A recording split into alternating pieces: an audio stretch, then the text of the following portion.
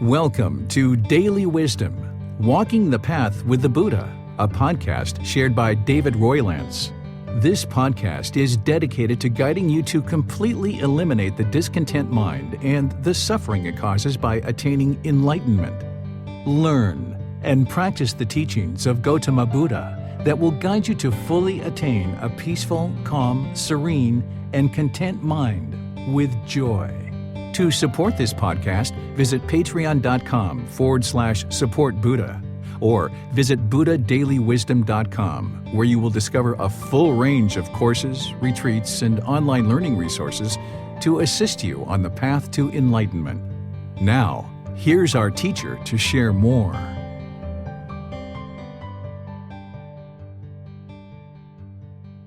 Sawadee Kap. Hello and welcome to Daily Wisdom, Walking the Path with the Buddha.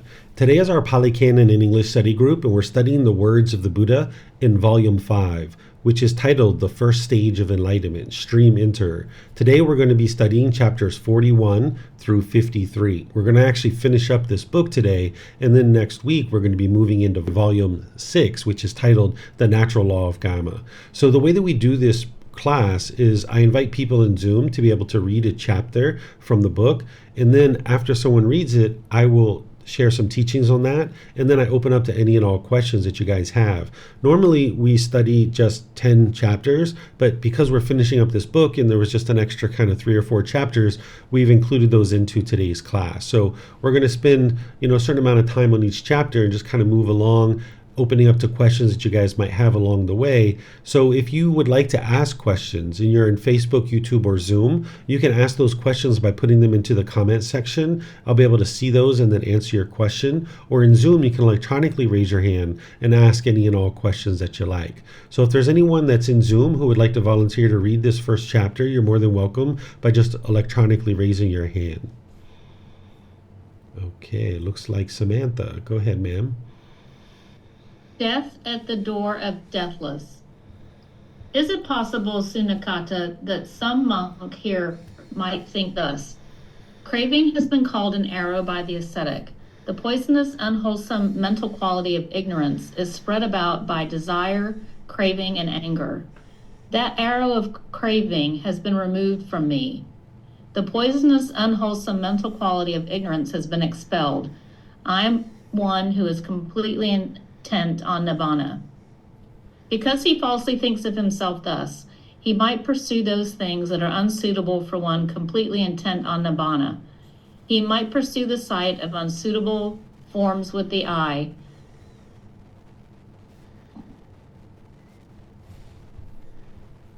He might pursue unsuitable sounds with the ear, unsuitable odors with the nose, unsuitable flavors with the tongue, unsuitable physical objects with the body, or unsuitable mental objects with the mind. When he pursues the sight of unsuitable forms with the eye, he might pursue unsuitable sounds with the ear, unsuitable odors with the nose, unsuitable flavors with the tongue, unsuitable physical objects with the body, or unsuitable mental objects with the mind. Craving invades his mind. With his mind invaded by craving, he would incur death or deadly pain. Suppose, Sunakata, a man were wounded by an arrow thickly smeared with poison, and his friends and companions, his kinsmen and relatives, brought a surgeon. The surgeon would cut around the opening of the wound with a knife. Then he would probe for the arrow with a probe. Then he would pull out the arrow and would expel the poisonous substance, leaving a trace of it behind. Knowing that a trace was left behind, he would say, "Good man, the arrow has been pulled out from you. The poisonous substance has been expelled with a trace left behind, but it is incapable of harming you. Eat only suitable food. Do not eat unsuitable food, or else the wound may accumulate pus and blood. From time to time, wash the wound, and from time to time, anoint its opening, so that pus and blood do not cover the opening of the wound. Do not walk around in the wind and sun, or else dust and dirt may infect the opening of the wound. Take care of your wound, good man, and see to it that the wound heals."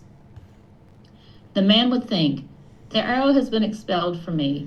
The poisonous substance has been expelled with no trace left behind, and it is incapable of harming me." He would eat unsuitable food, and the wound would accumulate pus and blood. He would not wash the wound from time to time, nor would he anoint its opening from time to time, and pus and blood would cover the opening of the wound. He would walk around in the wind and sun, and dust and dirt would infect the opening of the wound. He would not take care of his wound, nor would he see to it that the wound heals. Then, both because he does what is unsuitable and because the foul poisonous substance had been expelled with a trace left behind, the wound would swell. With it swelling, he would incur death or deadly pain. So too, Sunakuda, it is possible that some monk here might think thus. Craving has been called an error by the ascetic. The poisonous, unwholesome mental quality of ignorance is spread about by desire, craving, and anger. That arrow of craving has been removed from me. The poisonous, unwholesome mental quality of ignorance has been expelled. I am completely intent upon nibbana.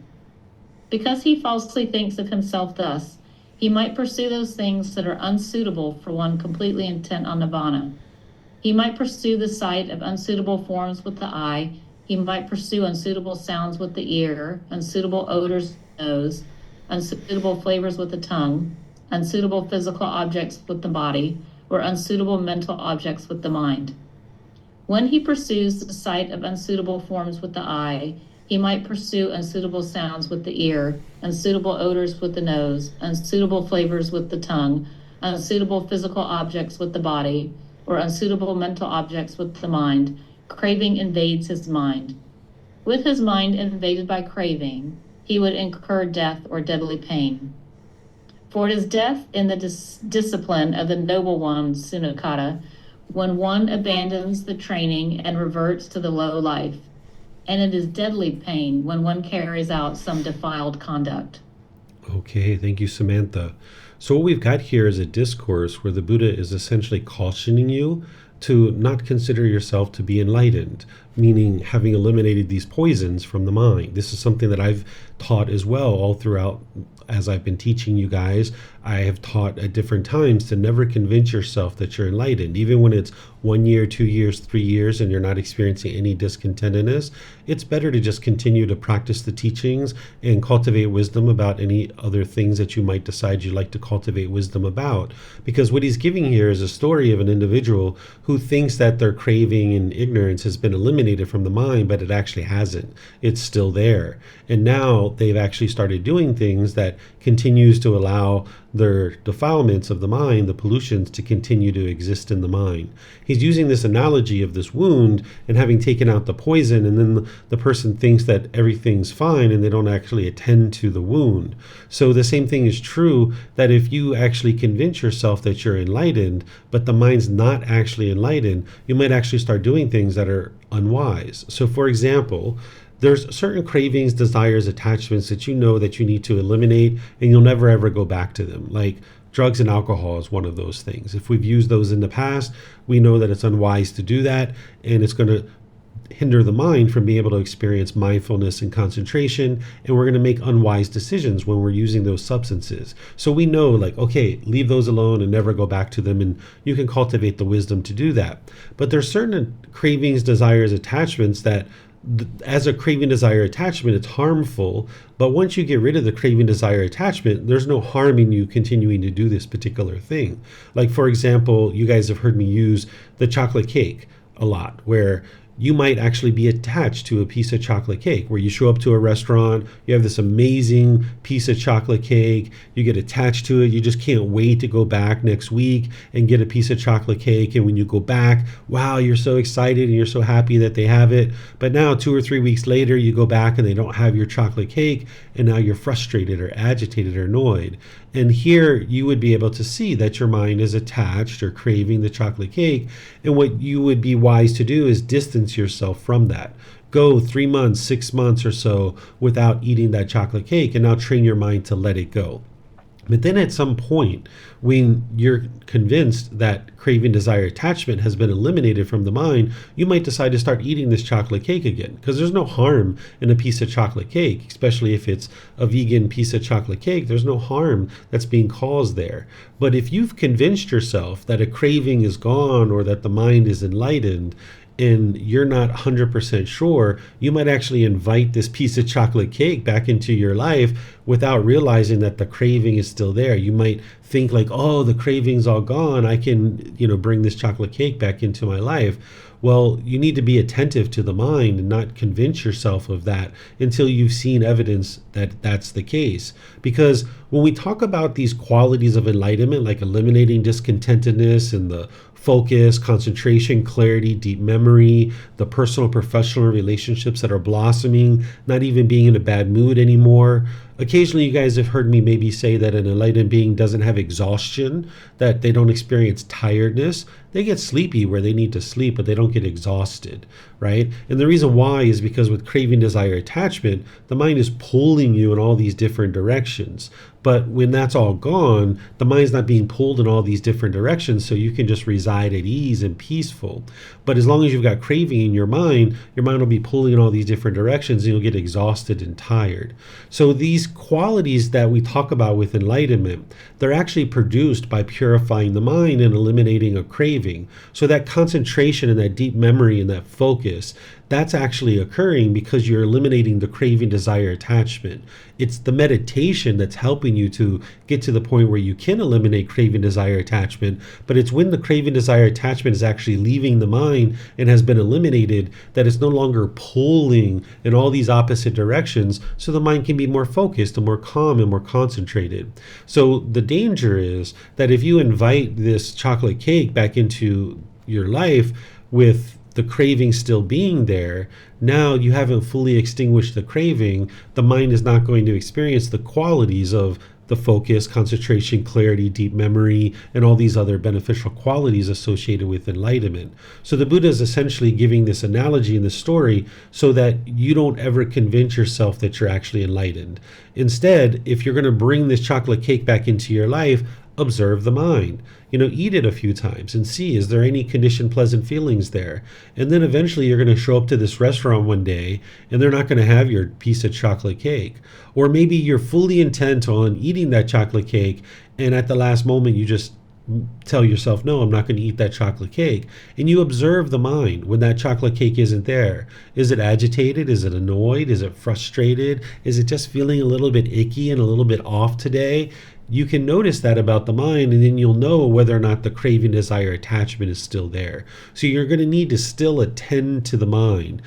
When the mind gets to enlightenment, you might have been going 3-6 months without experiencing any discontentedness, but then you might have some discontentedness. But eventually, when all your cravings are gone, let's just say this person's enlightened, and they've already been experiencing multiple months and years of 2 or 3 months with complete peace, and then they get a little bit of ickiness, or 6 months of complete peace and joy, and then they get a little bit of ickiness. As this is occurring, eventually you'll eliminate all your cravings, and it'll be 2 months, 3 months, and you're not quite sure whether or not you're enlightened or not, because you maybe have gone as long as 3 or 6 months without any discontentedness before. So you don't know whether your mind's enlightened or not, because now you're going 2 months, 3 months, 4 months, 5 months, 6 months, no discontentedness, 7 months, 8 months, 9 months, 10 months, 11 months, maybe 14, 16, 18 months, no discontentedness.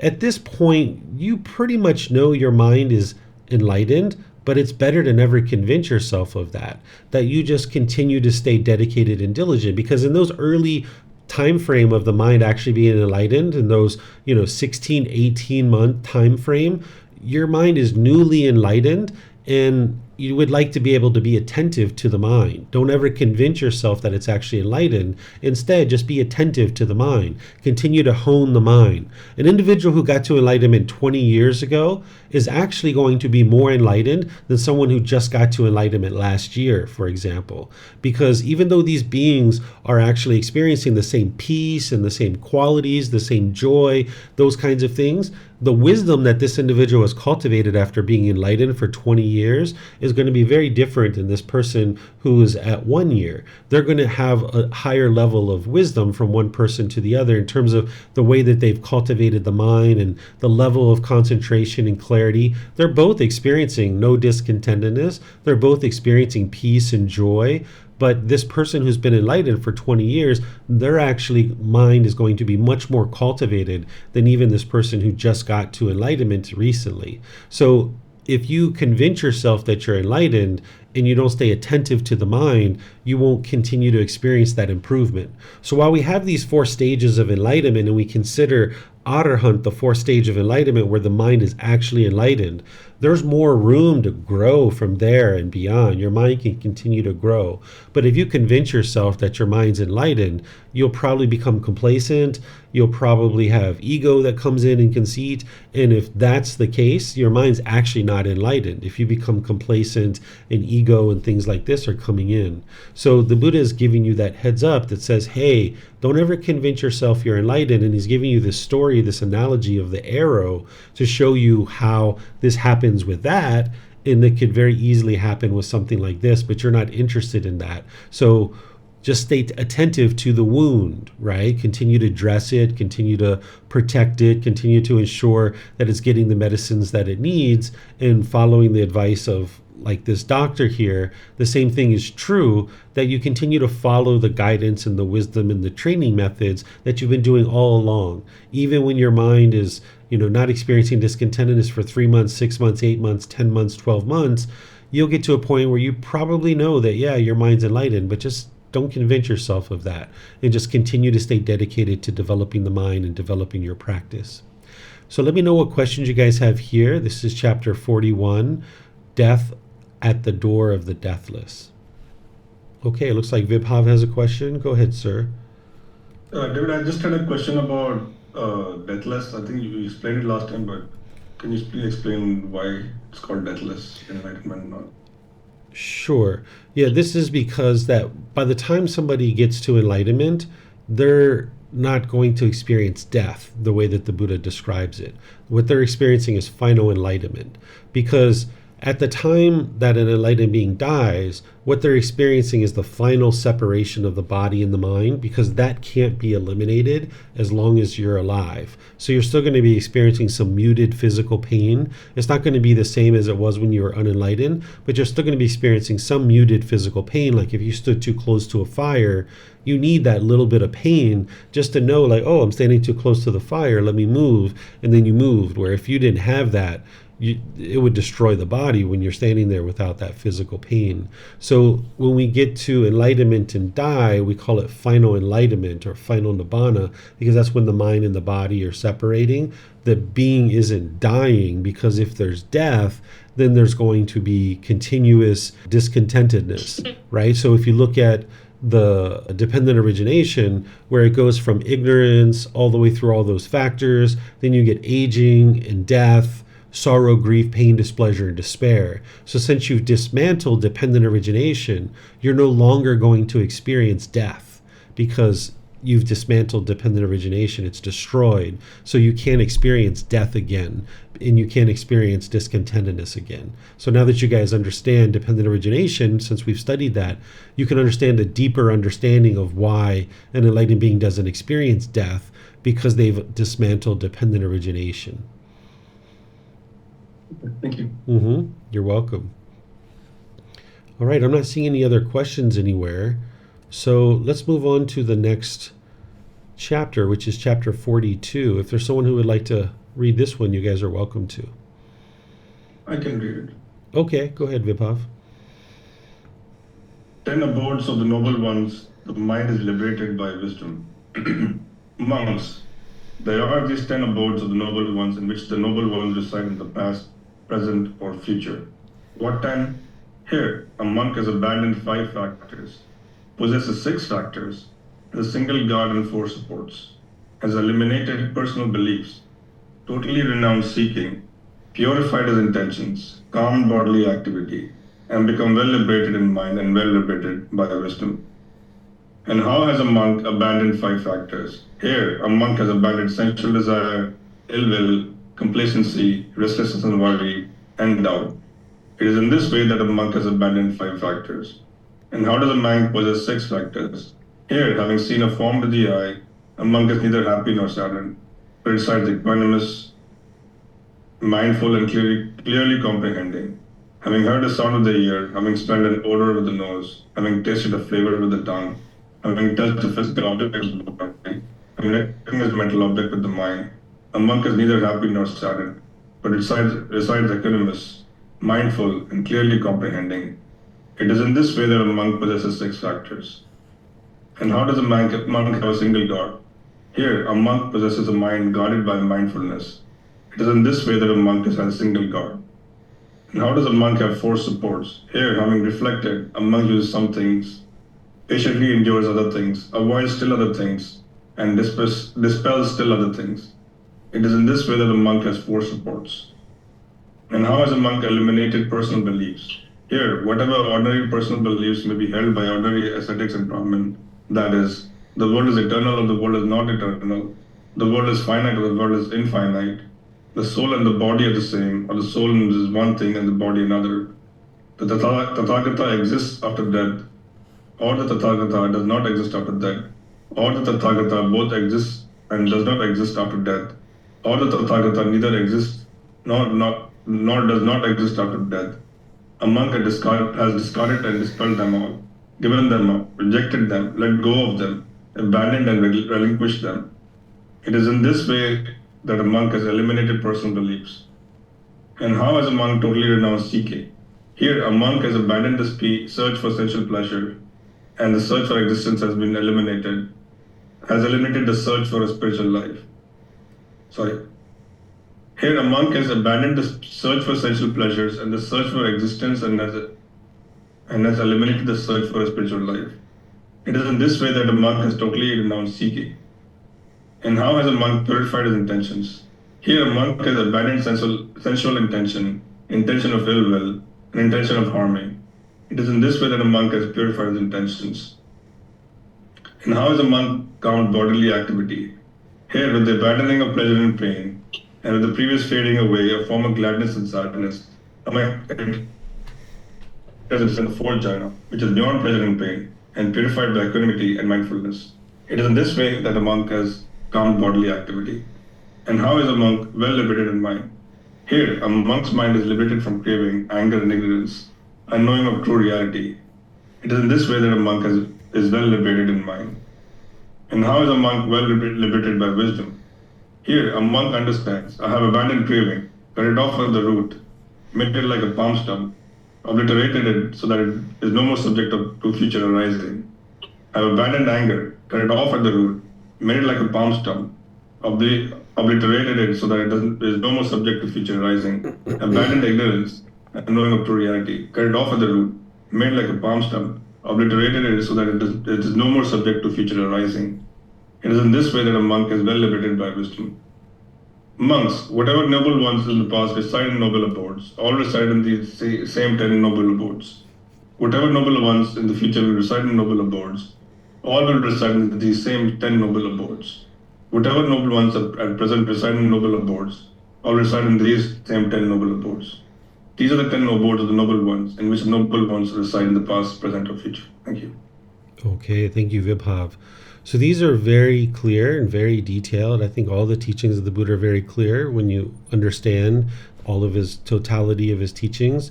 But I think these are particularly clear here. They don't really depend on many other things that you guys haven't learned at this point.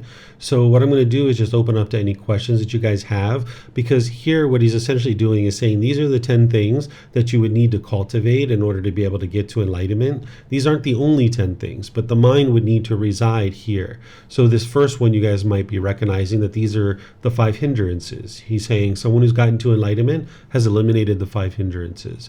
The second one, he's saying that people that are enlightened are neither happy nor saddened by contact through the 6 sense bases, that they're all practicing this mindfulness or this guard of the mind, that they have these 4 supports, that they have eliminated personal beliefs. By the time you get to enlightenment, you don't have any beliefs. You know the truth 100% of how the world functions. He's talking about renouncing seeking, talking about certain intentions. This is right intention from the Eightfold Path. And he talks about calming the mind and entering into the fourth jhana. All enlightened beings will have experienced all four jhanas. And then he talks about liberation of the mind, where the mind no longer has craving, anger, and ignorance, and that it's been liberated by wisdom. So these are the 10 things that one would be practicing, among other things. But these are like where the mind's residing. And they're real anchor points that you can look to for what you need to cultivate in order to be able to get to enlightenment, among other things. So I see you guys have some questions, and those of you guys in Facebook, YouTube, or Zoom, you guys can ask questions by putting it into the comment section, or you guys can raise your hands in Zoom. So it looks like Marcy, you're first. Go ahead, ma'am.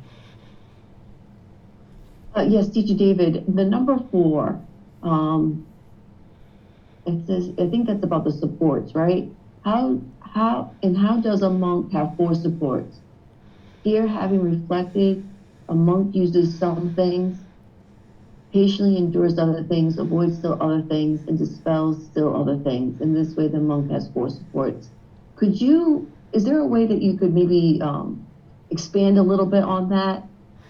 Yeah, this is essentially knowing what's wise and unwise, that you're going to use certain things, right? You're going to use certain material objects and things like this.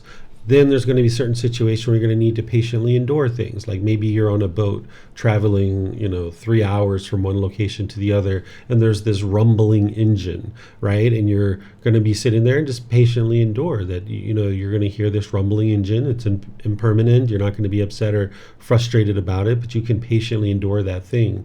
And then you avoid still other things. Like there's certain things that you know are unwise and you avoid, right? You're going to avoid that street corner where they sell heroin and crystal methamphetamine. You're going to avoid that brothel down the street, to avoid these things. Or you're going to avoid going out at 2 a.m. in the morning and walking past all the bars where people are spilling out into the street and being rowdy and so forth. You're going to avoid these things because you know that it's wise to do so.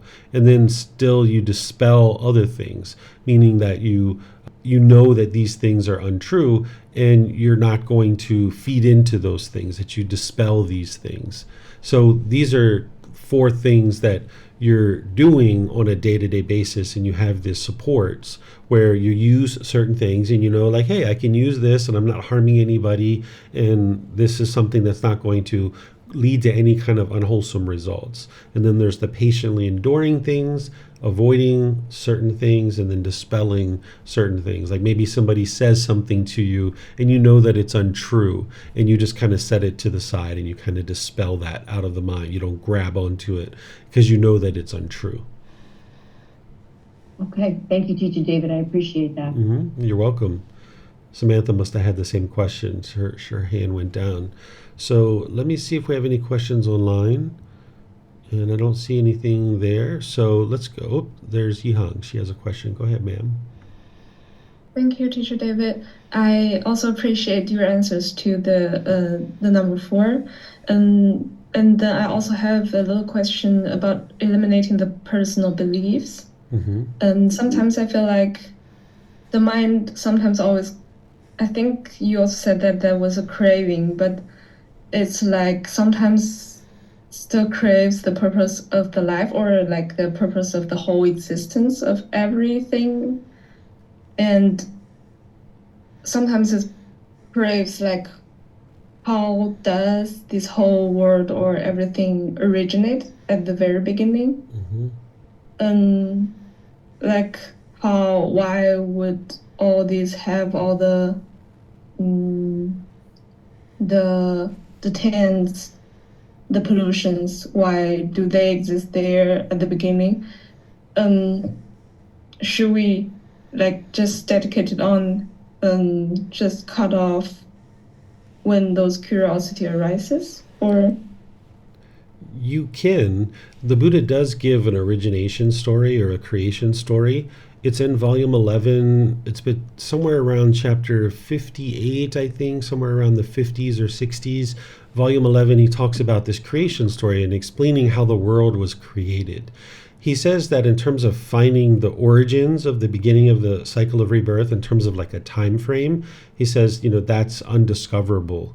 But in terms of how the world actually came about, he does give a creation story during his lifetime. So that could help to satisfy your craving by just seeing what he actually said, because you can either cut off and let go, or you can fulfill it. So that might be a way for you to fulfill understanding how the world was created, is by understanding his creation story. Okay. Thank you very much. Yeah, you're welcome. Vibhav, you have a question? Yes, can you explain the number 6? They're saying the search for existence and has eliminated the search for spiritual life. So why does it say like one has eliminated the search for a spiritual life? Because by this time you've already found it. You don't have a search for it any longer. Even in the first stage of enlightenment, you've already eliminated your search for a spiritual life, because by the time you got there, you've eliminated your doubt, and you know that these teachings are leading to an improved state of mind and life. So you will have eliminated your search for a spiritual life by the time you've gotten to the first stage of enlightenment, because you've already found it. And this is talking about an enlightened being. Yeah, they've already got it, so they don't need to continue to look for it. Okay, and on number 8, is there a reason to specifically mention the 4th jhana, or not like stream entry, or not like 1 to 4? Or...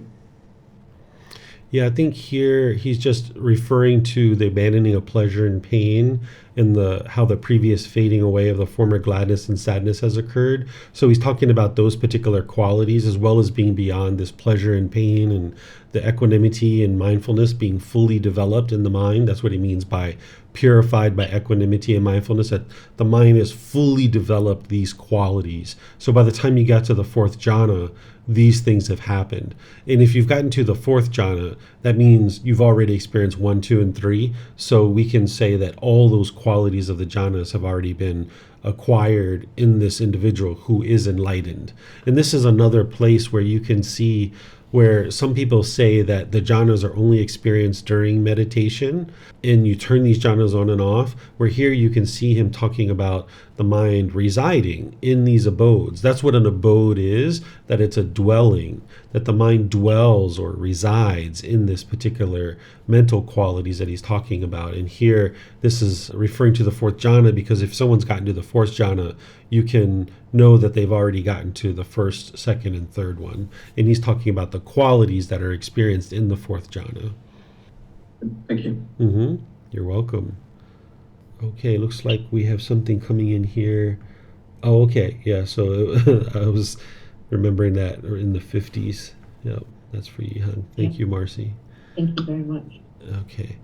All right, so let's see if we have anything here. All right, I don't see any other questions, so we can go to the next chapter, which is chapter 43. Is there someone who would like to read this? I can read, Teacher David, if no one else would like to. Sure, go for it. One who abandons the taints that should be abandoned by a seeing. Monks, a well-taught, noble disciple who has regard for noble ones and is skilled in disciplined in their teachings, who has regard for true men and is skilled and disciplined in their teachings, understands what things are fit for attention and what things are unfit for attention. Since that is so, he does not attend to those things unfit for attention, and he attends to those things fit for attention. What are these things unfit for attention that he does not attend to? They are things such that when he attends to them, the unarisen taint of sensual desire arises in him, and the arising taint of sensual desire increases. The unarisen taint of existence arises in him, and the arising taint of existence increases. The unarisen taint of ignorance arises in him, and the arisen taint of ignorance increases. These are the things unfit for attention that he does not attend to. And what things fit for attention that he attends to? They are things such that when he attends to them, the unarisen taint of sensual desire does not arise in him, and the arisen taint of sensual desire is abandoned. The unarisen taint of existence does not arise in him, and the unarisen taint of existence is abandoned. The unarisen taint of ignorance does not arise in him, and the arisen taint of ignorance is abandoned. These are the things fit for attention that he attends to. by not attending to things unfit for attention, and by attending to things for fit for attention. Unarisen taints do not arise in him, and arisen taints are abandoned. He attends wisely. This is discontentedness. He attends wisely. This is cause of discontentedness. He attends wisely. This is the elimination of discontentedness. He attends wisely. This is the way leading to the elimination of discontentedness. When he attends in this way, 3 fetters are abandoned in him: personal existence view, doubt, wrong behavior, and observances. These are called the taints that should be abandoned by seeing. Okay, thank you, Marcy. So what the Buddha is talking about here is that if you're attentive to the mind, that whenever you see that something is a rising sensual desire in the mind, or it increases sensual desire, that you wouldn't do those things any longer. Let's just say that you were getting professional massages, and now when you're doing this and you have somebody that's touching you, you notice that there's the sensual desire that increases in your mind, and you're like, whoa, whoa, whoa, whoa, whoa, you're not interested in doing that anymore, because this is going to allow the sensual desire to come up in the mind, and now you might act upon that in unwise ways, maybe like having sexual contact or masturbation or something like that. So if there's anything you're doing, whether it's eating a piece of chocolate cake or indulging in any particular thing that could be a sensual desire, the Buddha is saying if you're noticing that it's arising your sensual desire, or it's increasing the amount of sensual desire in your mind, then you would eliminate that and you wouldn't do those things anymore. And the same thing is true about this fetter of personal existence view and ignorance, or the unknowing of true reality. If you're doing any kind of activities where you're noticing that it's increasing these things or arising it in the mind, the Buddha is saying, stop doing that you wouldn't attend to that, you would avoid doing that particular thing. And then in terms of things that you would actually do, is anything that's helping you to eliminate sensual desire, personal existence view, or ignorance in the mind, then he's saying that you would pay attention to these kinds of things. And one of the things to pay attention to is the Four Noble Truths. That's what he's talking about here when he's saying that this individual pays close attention to the Four Noble Truths, that he attends wisely to this. And then having done so, the individual will ultimately work towards eliminating the first 3 fetters, which is going to take the mind into the first stage of enlightenment: personal existence view, doubt, and wrong behavior and observances. Of course, there's other things you need to do besides just what he's talking about here, but this is like having mindfulness, being aware of the mind, and then when you're noticing that your fetters are increasing, cut that off and let it go, avoid that activity. But some of these activities you might actually choose to go back to. Like somebody could get a professional massage and not have sensual desire arise. So you're going to need to distance yourself from that for a period of time in order to train your mind to let it go. And then once the mind has eliminated that particular craving, you might decide to do that in order to help the body, because there's certain health benefits associated with this kind of thing. There's nothing wrong with getting a professional massage, for example. And there's other things like this as well. I just use that as an example. So let me know what questions you guys have here on this particular chapter. Let's see, it looks like Janae has a question. How is it possible for the fetter of ignorance to arise? To me, it just seems like it is persisting rather than arising or fading. So ignorance might be, say that you know that it's unwise to walk down the street and, shout and yell, right? You know this intellectually, that it's unwise to do that. But now say you go out with your friends and your friends are starting to shout and yell, and you're feeling this urge to shout and yell, and now your ignorance is arising where you're like kind of feeding into this potentially. And the Buddha is saying, hey, it would be unwise to actually do that. So this is just a simple example, but you could come up with other examples like this, where intellectually you might know that something is unwise, but your mind is still potentially doing it. And now your ignorance is arising in that situation where it's getting ready to make the decision to now go do this thing. And we could relate this to drugs and alcohol use or any number of other kinds of things. Whenever you're making unwise decisions, there's a certain amount of ignorance there. So if you find yourself in situations where you're starting to have this urge to make unwise decisions, that's your ignorance arising. Okay, looks like Marcy either has a question or would like to read. Yes, I do have a question, Teacher David, and I will read next if there's no one else that's interested. So the other day, I had forgotten my lunch going into my client's house. And at my client's house, there wasn't really much for me to eat for lunch that would sustain the body. And the body was feeling like a little bit shaky, so I could tell that, it was hungry. It needed. So I had, she had leftover pork chops and some cheese. So I decided that I would have a couple pieces of cheese. Now I understand by, eating this cheese, I wasn't, giving the body some nourishment, just enough to kind of stop the shaking so I could get home to eat something that was more beneficial.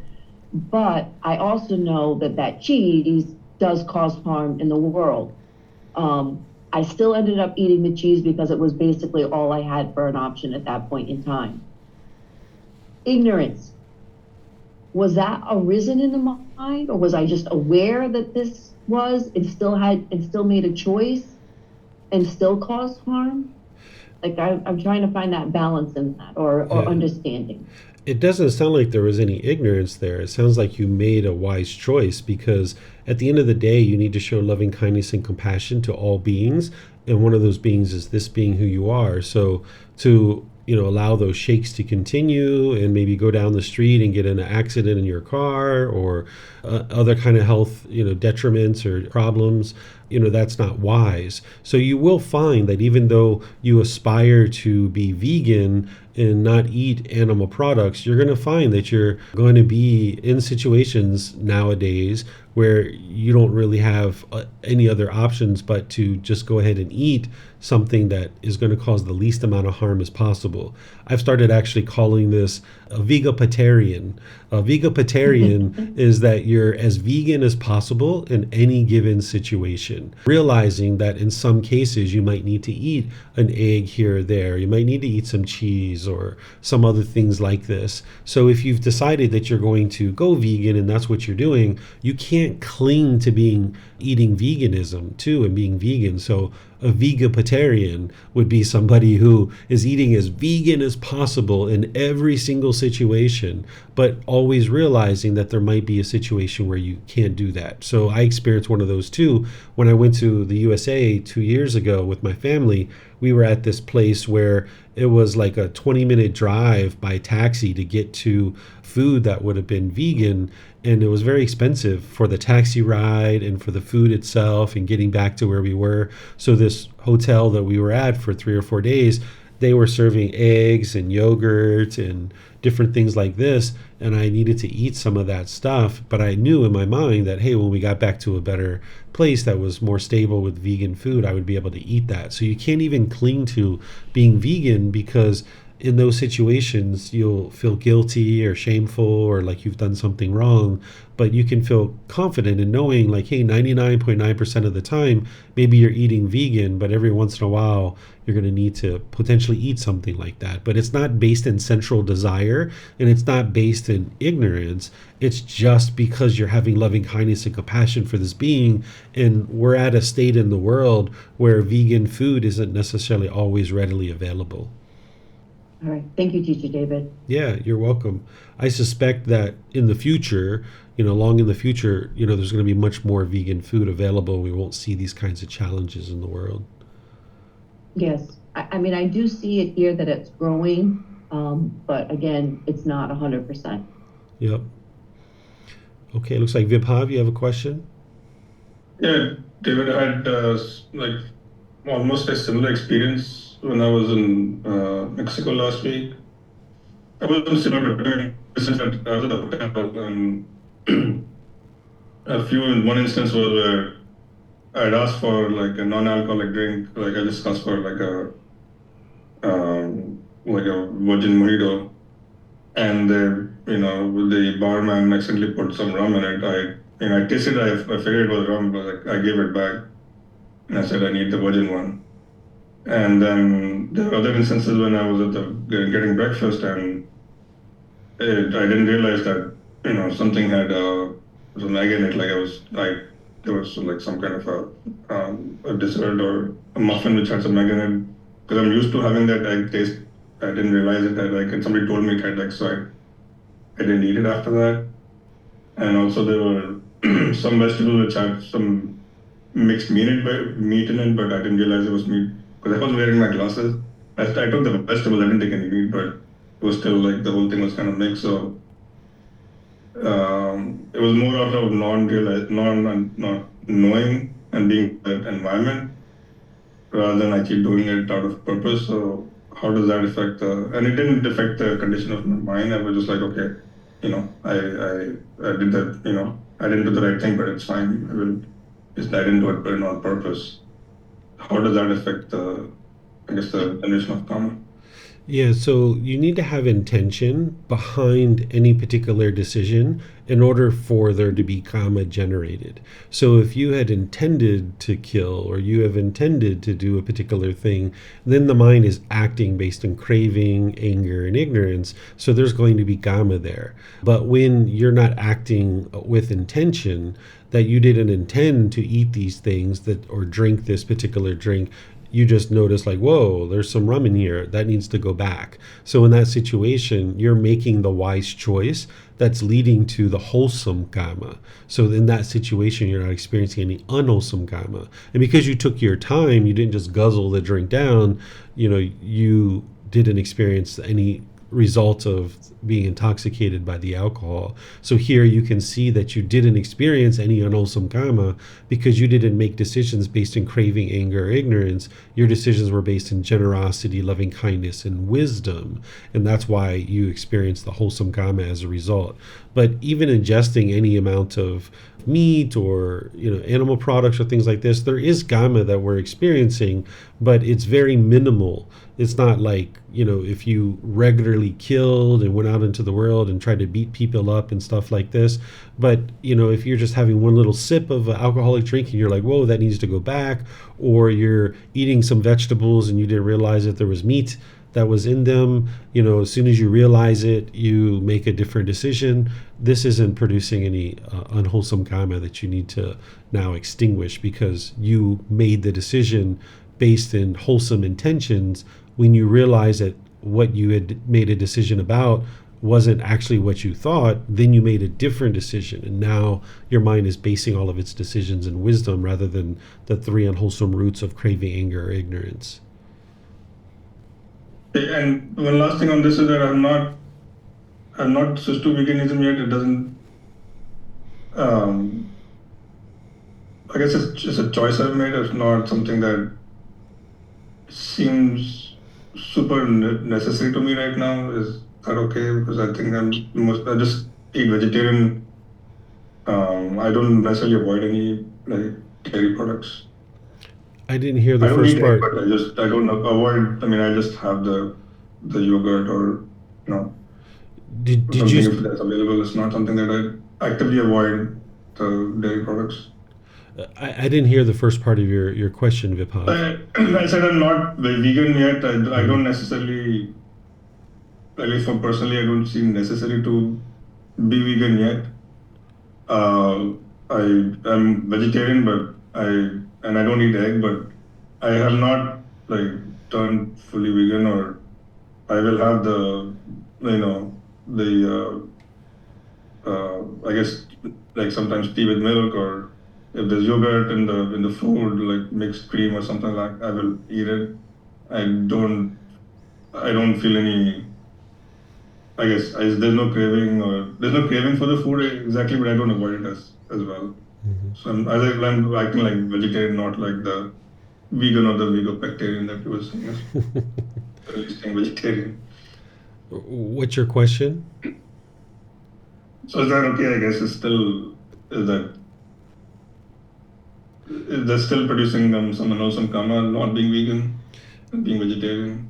As long as you're eating any kind of animal products, there's some amount of unwholesome karma that's being generated there, unless you're doing it based on your own health reasons. So I don't know if you guys know, I've shared it with some students last year, or actually 2 years ago now, because we're in a new year. In 2023, my B12 dropped down significantly, and I was starting to have all kinds of symptoms, and I was already on supplements, and it just wasn't working. So I needed to go back to eggs for a period of time, and even some cheese and some ice cream in order to be able to build up my B12 again, because no matter what I was doing with the supplements, it wasn't working. It wasn't being absorbed by the body. So there's going to be some individuals in the world who have all the best intentions, they're training their mind, and they just can't get to an all vegan diet, for an extended period of time, that they're going to need to eat some amount of animal products in order to be able to sustain the life that they're now living. So it's not about asking me whether it's okay or not. This is where you've got to look at your own practice and be doubly sure that you're, attending to the things that you need to attend to. And if right now you're choosing to eat vegetarian, then okay, that's your choice. Then it's okay for you. But the ultimate goal would be to get to an all vegan, plant-based food supply. But when or if somebody does that is always a personal choice.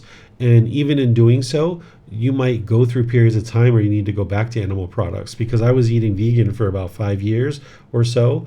And then, I needed to go back to some eggs for a period of time.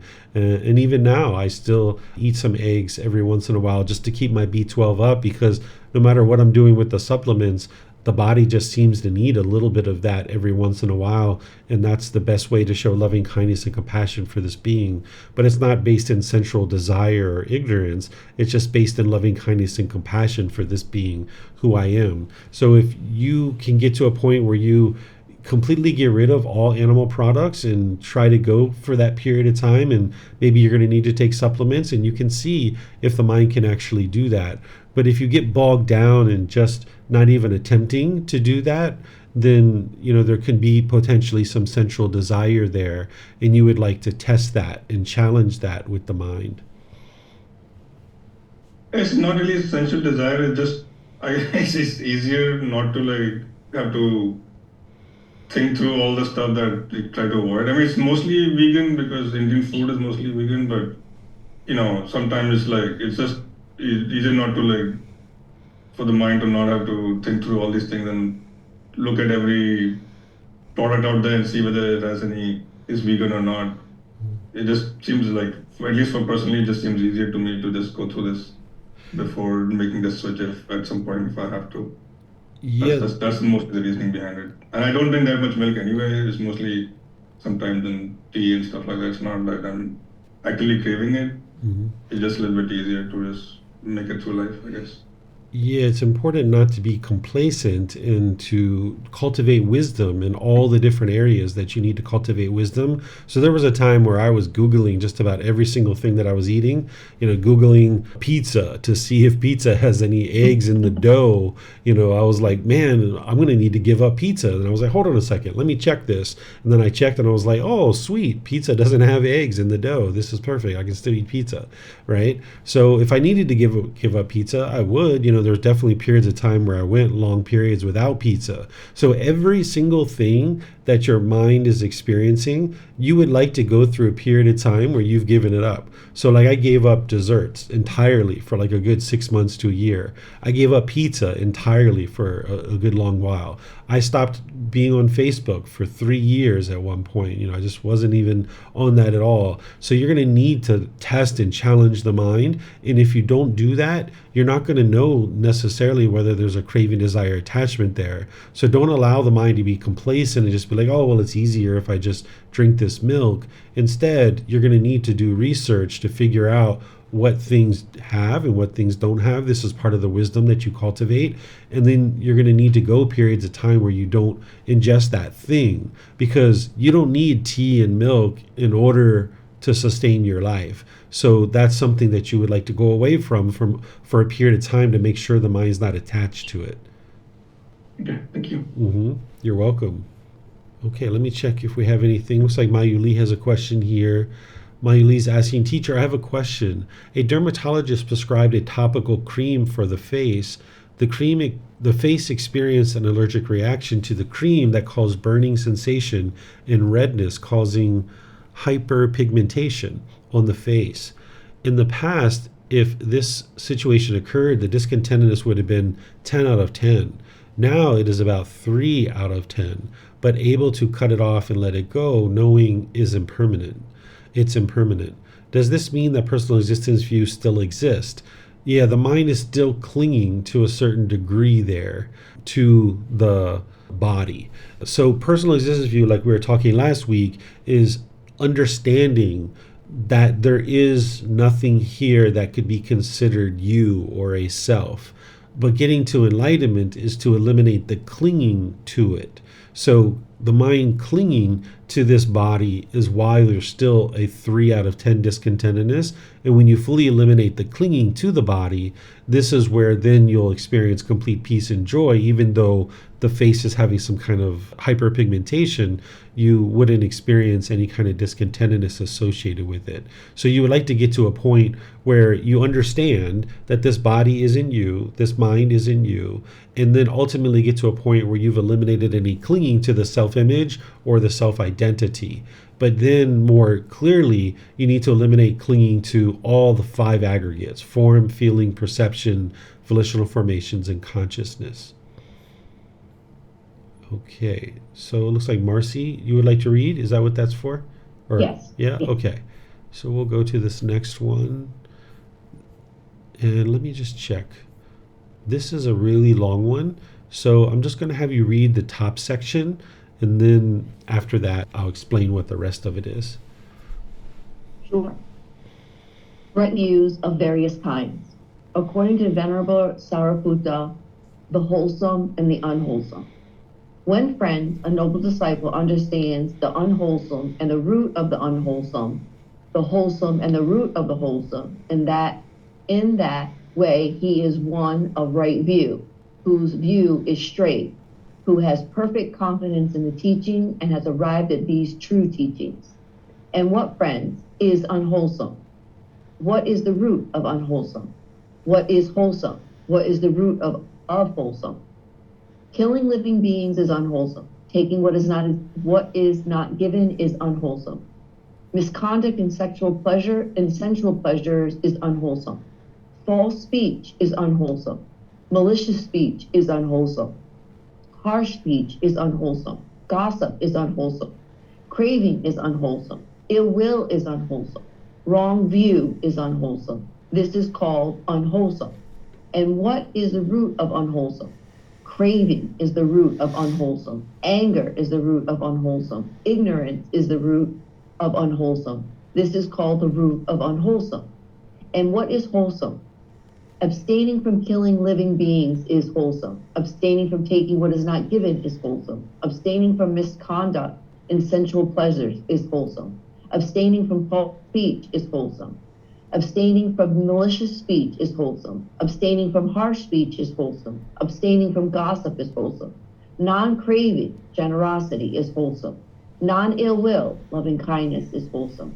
Right view, wisdom, is wholesome. This is called wholesome. And what is the root of wholesome? Non-craving, generosity, is the root of wholesomeness. Non-anger, loving kindness, is the root of wholesomeness. Ignorance, wisdom, is the root of wholesomeness. This is called the root of wholesomeness. When a noble disciple has understood the wholesome and the root of has understood the unwholesome and the root of unwholesome, the wholesome and the root of wholesome, he entirely abandons the underlying tendencies of craving. He abolishes the underlying tendencies to anger.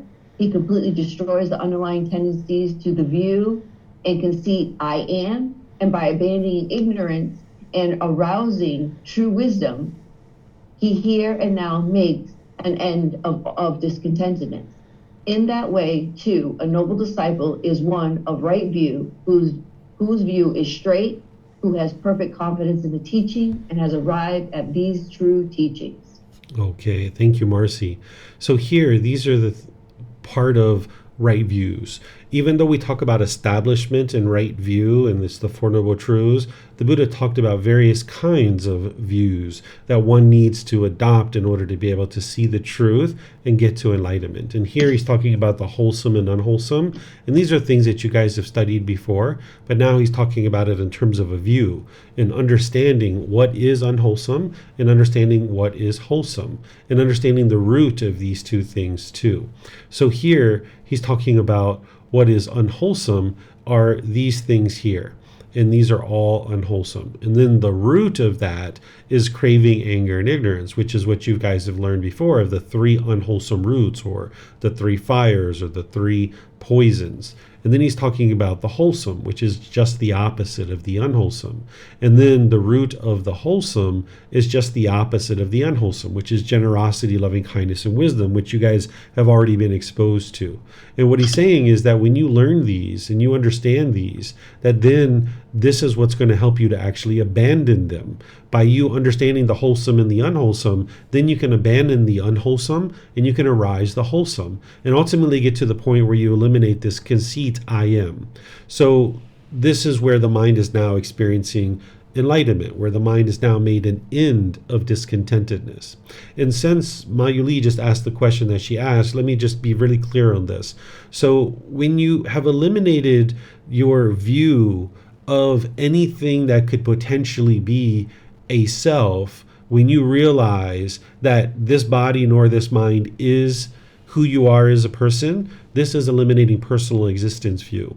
When the mind eliminates its clinging to these things, this is where the mind eliminates conceit of I am this and I am that. And now this is where the mind can move into enlightenment. So this is the difference between personal existence view, having just understood and not be able to identify anything that is a personal existence, that you understand this body isn't you, these feelings aren't you, your perceptions aren't you, your choice of decisions aren't you, and your consciousness or the mind is not you. That's eliminating personal existence view, where you've eliminated the view that any of these things are you and who you are as a person.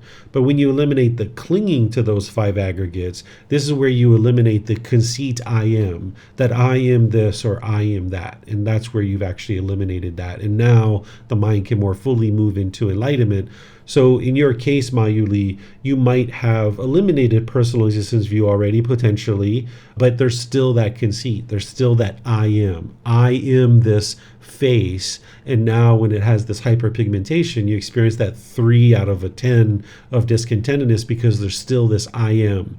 That still clinging is holding on to the body, thinking that I am this body. So this is what you were asking about before, but it also relates to this chapter, because the Buddha is talking about the unwholesome and the wholesome, and eliminating the unwholesome craving, anger, and ignorance, and then arising the wholesome is what's going to bring the mind to the end of discontentedness. And then what he does here at the end of this, or throughout this, is he's talking about all these other factors, all these other things that need to be cultivated in order to make your way through development of the mind. And these are related to dependent origination, these last several. And you guys would have already read this potentially if you've read the book, but if not, you can go back and read these. And he talks about the Four Noble Truths in here, so you can read these and you can understand it, and then just ask me what questions you guys have, because here this is something new that I don't think you guys have seen yet in our study of this iteration of the Pali Canon, is where the Buddha is talking about this nutriment.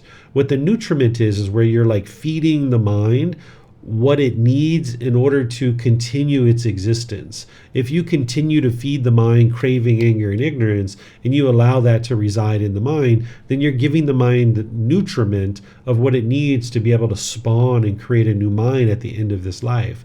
But if you extinguish this, if you essentially starve the mind of its craving, anger, and ignorance, then you're eliminating the nutriment for continued existence. You're eliminating the qualities or the aspects of the mind that are going to allow it to continue to exist over and over and over again. So one of the things that you're doing is you're eliminating the nutriment of these things. So here you can see it where the Buddha says, with the arising of craving, there is the arising of nutriment. So as long as you allow craving to exist in the mind, you're giving the mind this nutriment that's going to nourish it and it's going to keep it in existence. But with the elimination of craving, there's elimination of the nutriment, the ability for this mind to continue to go forward. So the way to eliminate this nutriment is the Eightfold Path. That's what's going to extinguish those aspects of the mind that allow it to continue. So you would like to essentially starve the mind of this nutriment so that it can't continue to experience discontentedness and continue to experience rebirth over and over and over again.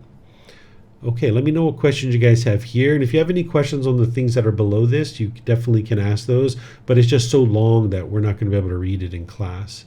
So it looks like Marcy, you have a question. Go ahead, ma'am.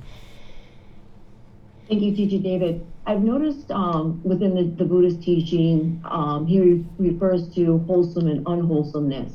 Would it be wise to understand that wholesome is right and unwholesome is wrong? So like we have the Noble Eightfold Path, everything is right view, right intention, right. Could we interchange that as a way of saying wholesome? Wholesome intentions, wholesome view? Yeah, you could replace right view with wholesome if you like. Another way that people think about it is righteous view or righteous intention, meaning like proper, the proper way to have intentions in the mind, the proper way to speak or things like this. But I don't suggest you think of things as right and wrong, right? That's not what the Buddha is really saying, even though we use that word like wrong view, wrong speech. We do use that, but you're not interested in coming at it from an angle of conceit. Like those people are doing something wrong. We're doing what's right. That would be conceit and judgment, where you're judging other people. So this word wholesome and unwholesome works best. Some people translate this as bad and good, but wholesome and unwholesome is a much better way to think about it. And I don't think about things as other people doing something wrong, but instead like proper view, proper intention, or improper view or improper intention. This is one of the ways to think about it. Or righteous view, like the proper way to practice in the world that's going to lead to this enlightened mental state.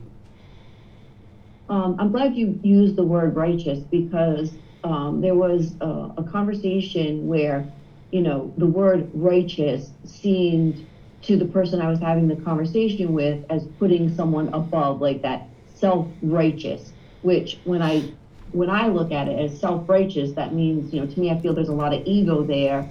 But righteous in their interpretation is like saying this is above, whereas righteous is up here and, you are down here in a sense. Mm-hmm. So I,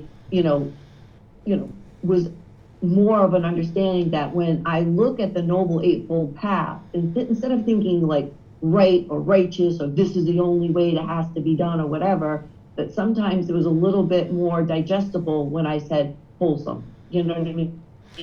So I was just, trying to provide clarity to the mind about, a way to really view this where there's not that stigmatism to the word right, wrong, righteous, and all of that, where it was just more palatable, I think, is a good word to use.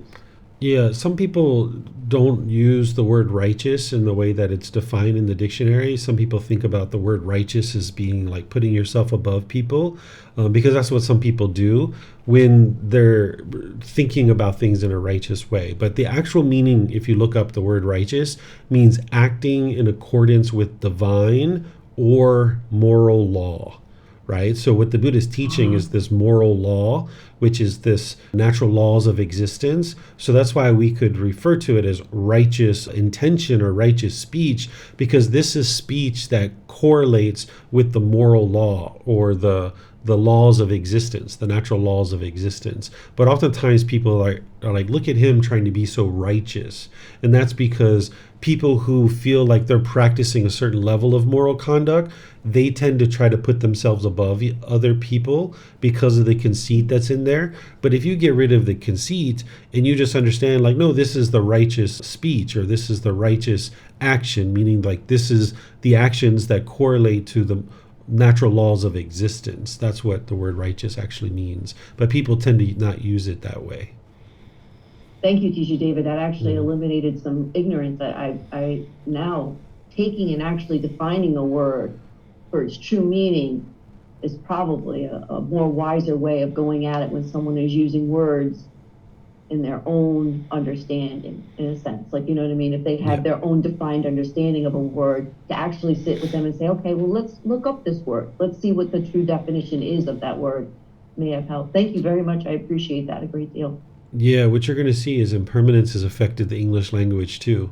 And different people think about words in different ways. And I had to do a lot of digging through dictionaries in order to come to understanding of what vocabulary I was using and what it actually means and what other people were using. This is part of the wisdom that one needs to cultivate in their journey.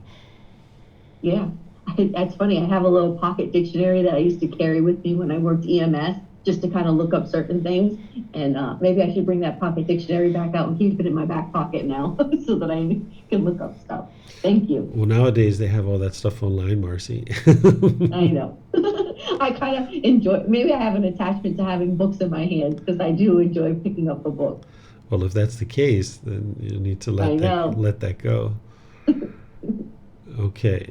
I don't see any other questions anywhere, so I'm going to move on to the next one. You guys can see how long this one is. It's got all this detail from dependent origination in here. Got to scroll and scroll and scroll. Okay, so now we get to chapter 45. It looks like Pat would like to read that one. Go ahead, sir. Thank you. Factors for stream entry, first discourse. Then the Venerable Sariputta approached the perfectly enlightened one, paid homage to him, and sat down to one side. The perfectly enlightened one said to him, Sariputta, this is said, a factor for stream entry, a factor for stream entry. What now, Sariputta, is a factor for stream entry? 1. Association with wholesome persons, Venerable Sir, is a factor for stream entry. 2. Hearing the true teachings is a factor for stream entry. 3. Careful attention is a factor for stream entry. 4. Practice in accordance with the teachings is a factor for stream entry. Good, Sariputta. Association with wholesome persons, Sariputta, is a factor for stream entry. Hearing the true teachings is a factor for stream entry. Careful attention is a factor for stream entry. Practice in accordance with the teachings is a factor for stream entry. Thank you. All right, thank you, Pat. So here we've got a discourse where the Buddha is talking about 4 things that are needing to be practiced in order to be able to get to the first stage of enlightenment. Again, these aren't the only 4, but these are 4 aspects. And you're going to see some more here in a moment, but these are just 4 things among all the other things that one would be doing as part of getting to stream entry. And the first one here is associating with wholesome persons. Like, you're not going to continue to be with people who are into unwholesome things. Like that friend you have from childhood who's selling drugs and standing on the street corner. You're going to know the natural law of Dhamma too well that this is going to impact you. If you're walking down the street, a rival drug dealer is shooting bullets, and next thing you know, this bullet's going to catch you. And a person who understands the natural law of Dhamma understands how unwise that is, and they're going to associate with people who are into wholesome things. It's not that you're required to do that. It's not that anyone's forcing you to do that or anything like that. It's just that the mind's going to start doing that on its own, that you'll associate with people who are into wholesome things. In order to get to the first stage of enlightenment, you're going to need to have access to the true teachings. This is having access to the original words of the Buddha, which you guys actually have, and you're hearing these teachings regularly. Paying careful attention means that you'll understand the natural law of Dhamma so well that you will pay careful attention to each individual decision that you're making. You're still making some unwise decisions as a stream enterer, but you're at least paying attention to the decisions you're making. You're not just haphazardly implementing decisions in the world. You're paying attention to these things because you understand that every decision you make is going to produce a result, either wholesome or unwholesome. And it all depends on whether your decision is wise or unwise, so you're going to pay careful attention to all your decisions. And then you will be practicing in accordance with the teachings. You won't be practicing perfectly at this point. It's only when you're enlightened that the mind's actually practicing perfectly, but you're aspiring to practice in accordance with the teachings, and you're actively improving each and every day. This is what the Buddha is saying are the 4 factors of stream entry, but there's others as well that we're going to study here in a moment. Any questions on this one? Okay, pleased to help you, Mayuli. Great that you understand now. All right, Vibhav, go ahead, sir. David, this is on the first part, the association with the wholesome persons, and I know we discussed this in private message as well, is to basically the idea is to cut off association with people which will end up producing unwholesome karma. But it's like very hard to do, like, being a householder and working and having friends who are not super wholesome. I mean, some people, everybody has some wholesomeness, but you're always in situations where, you encounter unwholesomeness. Even like if you're like just meeting friends or something, they might be doing something which is unwholesome. And so how do we really associate with the wholesome person more while still living in this world where you're working with coworkers or friends?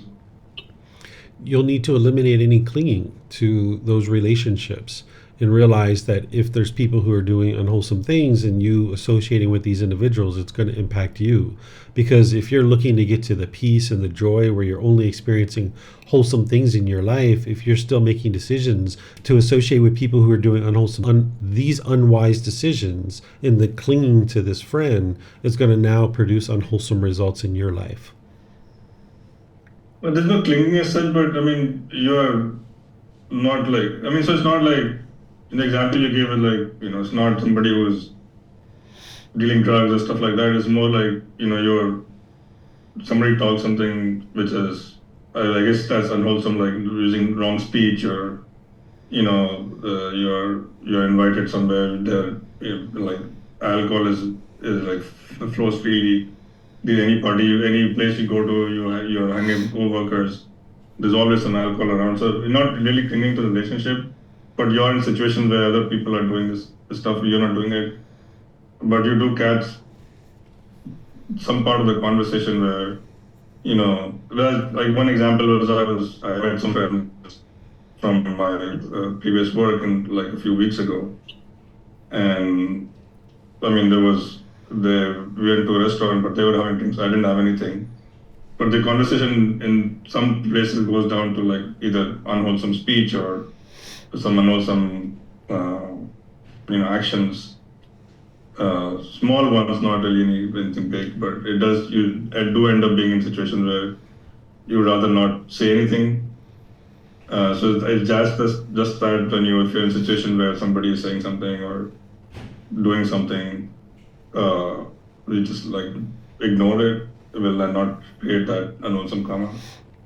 Yeah, these are situations that you need to look at piece by piece. You can't just take a blanket, paintbrush and paint everybody who's doing something that's opposite of the teachings as unwholesome, right? You need to look at how this person is practicing, not in a judgmental way, and then also how what they're practicing is affecting you. So, for example, one time I had a student ask me about their grandparents, that they were saying like when they go out to eat dinner with their grandparents at the restaurant, that their grandparents are very aggressive and hostile and bitter and harsh to the waiters and the waitresses and the food servers. And they said, I've gotten to a point where not even interested to go out to dinner with them anymore, but I still go to their house and have dinner with them there. So this is a person that's figured out like it's unwise for me to go out to dinner with them because now I'm sitting in a situation where they're being bitter, harsh, and hostile to the food servers, and now me sitting at the table, the food servers are associating that conduct with me. But I can instead just go to their house and I can spend time with them there, and now them being bitter, harsh, and hostile to food servers doesn't affect me. So this is where, when you understand the natural law of karma, you can decipher it and you can see very clearly how to make wise decisions to ensure that you're having ability to spend time with people who are maybe doing things that are unwise, but it's not impacting you in those situations. Because the only people who are practicing 100% as the way that the Buddha taught are enlightened beings. So if you were only ever friends with enlightened beings, you wouldn't have very many friends until you have more and more and more community members in our community that are getting to enlightenment. So you're going to need to be able to decipher these situations, because somebody just using some speech in an unwise way, it wouldn't necessarily come to the level of this is an unwholesome person and now I need to end my friendship and walk away. But you're going to need to look at each one of these situations and make sure that you're not in a situation where your decision to associate with them is now impacting you in an unwholesome way. So I guess one small example is like one of my friends, and I told him that we talked about that I sent him the invitation for the course and everything. And then he was trying to tell me that these are like following, Buddhism or following your teacher's advice is not how men should behave. You should be drinking and you should be doing whatever. He was like, and I was just like sitting there and trying to figure out, like, he was trying to put his own stuff on top of me. And he's like, hey, it was very uncomfortable being in this situation and just sitting with him and listening to him what he's saying, and he's trying to push his own, expectations on me on how people should behave and how men should behave. Like, so it was very, very uncomfortable for me going. So I've kind of decided not to hang out with him. But there'll be other people as well who behave in such a way. So it's just kind of, the number of people kind of dwindles down on if you want to really hang out with on a daily basis. Yeah, so that's the craving and clinging there. If you were uncomfortable in that situation, then there was craving and clinging, and just leaving from that friend isn't going to solve the problem. It doesn't mean that you should necessarily stay in the relationship, but just leaving away from this friend isn't going to solve your craving and clinging to whatever was happening in that situation. Okay, thank you. Mm-hmm. Okay, let me see if we have any other questions anywhere. Okay, I don't see any other questions. So let's go to the next one, chapter 46, which this one is similar to ones that we've seen before. And since we have so many discourses to study today, let me just make sure you guys see this. This is basically the Buddha saying there's 4 things that a stream enterer will basically have cultivated. And these are things that we've actually studied before, where he's talking about confidence in him, right? Confidence in the teachings, confidence in the community. These are the 3 triple gem. But then he's also talking about this stain of selfishness, that an individual doesn't have this. In order to get into the first stage of enlightenment, you're going to need to live open-handedly and joyful and practicing generosity. So these are 4 things that a stream enterer will have developed and cultivated: confidence in the Buddha, the teachings, the community, and they will be practicing generosity, giving and sharing joyfully. Any questions on this one?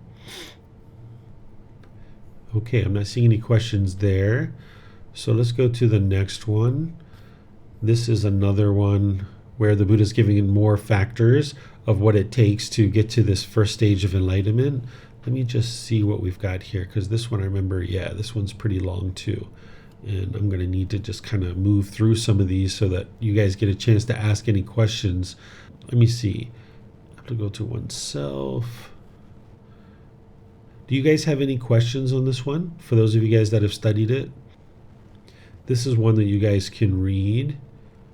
This one is very straightforward and things that you guys should be able to easily understand. Maybe that's why there's no questions, or maybe you guys just haven't read it before class. So let me just check. I don't see any questions there.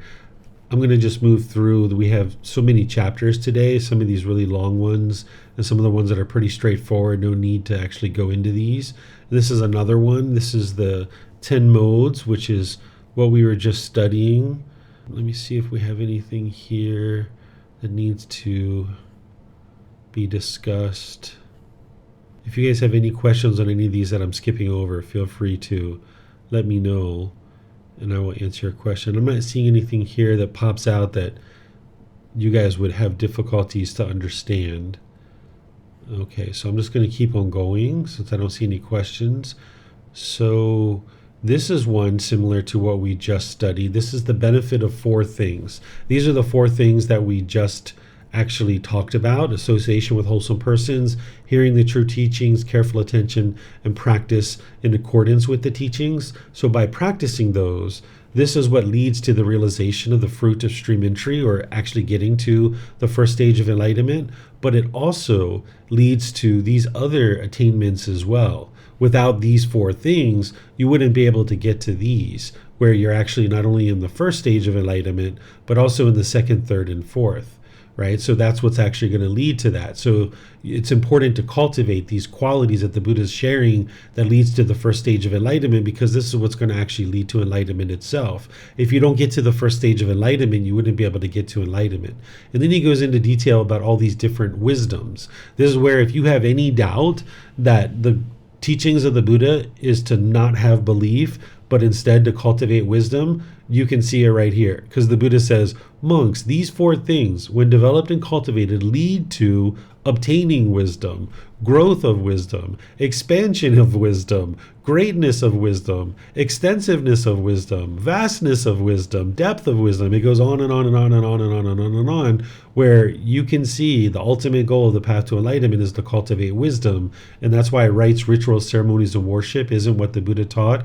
And he didn't teach you to believe anything, but to cultivate wisdom. And that's what these four things are going to help you to be able to get to, is the cultivation of wisdom. That's why it's so important to associate with wholesome persons, for example. If you're into groups of people who are doing unwise things and unwholesome things, your mind's going to have a tendency to lean towards that.